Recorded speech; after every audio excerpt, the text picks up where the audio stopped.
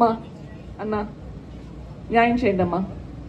వివేకానంద రెడ్డి గారు మన మనిషి, మనందరికీ కష్ట సుఖాల్లో తోడుపడిన మనిషి, మన ఇంటి మనిషి. మన ఇంట్లో ఇట్లా జరిగితే న్యాయం సహించాలనా? నేను సహించాలనా అమ్మా? మీ ఇంట్లో ఇట్లా జరిగితే మీరు ఊరుకుంటారా అన్న? మీరు ఊరుకుంటారా? ఆలోచించండి. ఇంత అన్యాయం జరిగింది.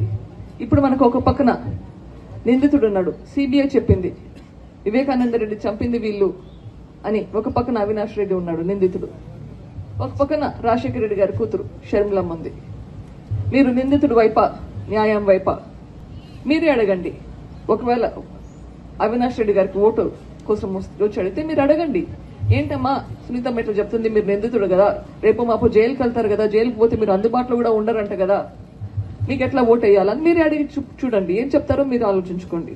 మీలలో మీరే విచారించుకోండి. వివేకానంద రెడ్డి గారు మనకేమేం చేసినారో, రాజశేఖర రెడ్డి గారు మనకేమేం చేసినారో మీరే చర్చించుకోండి, ఆలోచించుకోండి.